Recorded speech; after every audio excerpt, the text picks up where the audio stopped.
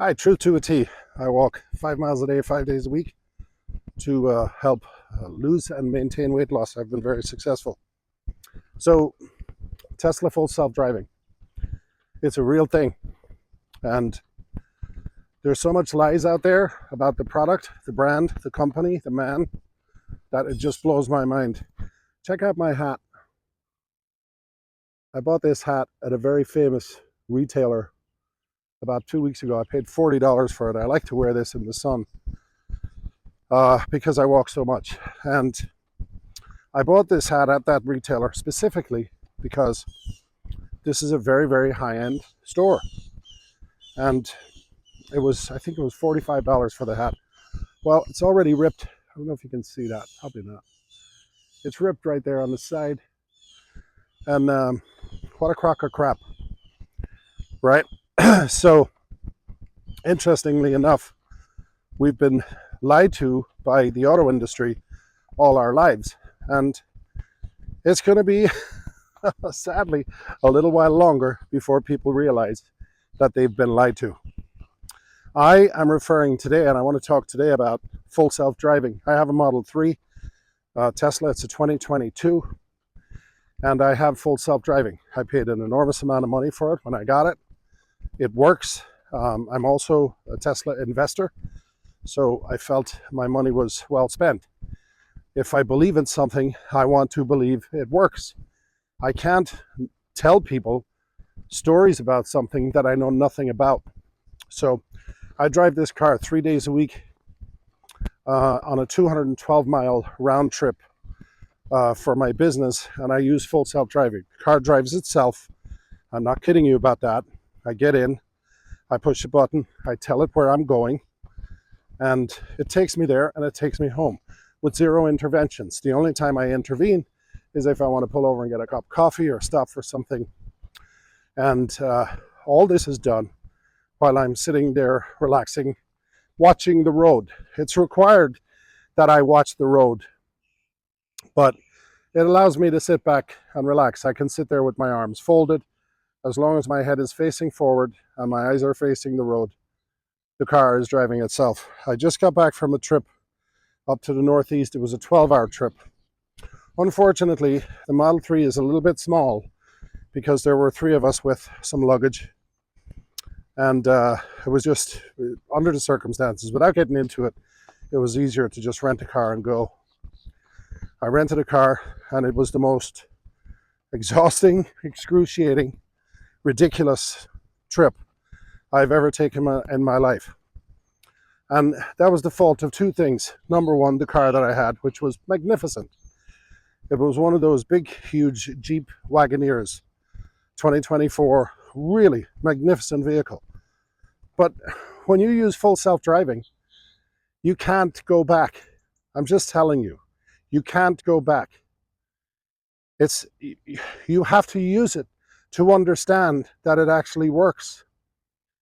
And what's mind-boggling to me is that the media, of course, don't talk about it because Tesla is the competition, because all the other OEMs advertise, Tesla doesn't advertise, blah, blah, blah, blah, blah. I could go on about that forever. But I am getting sick and tired of the lies. The other thing that happened to me this morning was I met with a gentleman I've known for a while. He's a marketing guy, and we were talking about various products, one of which he has that I'm interested in, and I may use as I may add my own brand to it and sell it online, blah, blah, blah. But I started talking about future ideas and future things, and I said to him, I said, I'm deeply, deeply ingrained in the EV industry, and I said, I know that it's got a phenomenal future, and as soon as people figure out the cost, the convenience, it's going to be huge. And this is a marketing guy. Now, this is a marketing guy. Let me say that one more time. This is a marketing guy. This is his job. His job is to market things. And his response to me was, well, the problem with electric vehicles is there is no charging infrastructure. I was dumbfounded. I was dumbfounded at a person who's in marketing, whose lack of knowledge on the subject was front and center, right in front of me. And I'm not going to get into why there's enough charging and why it's not a problem in this video, but you need to understand something. There are people out there who don't have a clue what's coming. They don't have a clue how disruptive this type of technology is going to be. The electric vehicle combined with Tesla's version of full self-driving, which is full self-driving. And by the way, even if you don't have full self-driving, let's just say you're driving along, you're on the highway, you're on a long trip like I was, and the traffic stops in front of you, your car will stop you automatically. The Tesla already is a safer vehicle even without full self-driving. And anyway, if I sound angry in this video, I am, because I'm sick and tired of the stupidity, and people need to learn that this is happening. And look, I'm just about ready to order either the Cybertruck or the Model Y. I've test driven both. The Cybertruck is amazing. It may actually be too big for me because of the area I live in.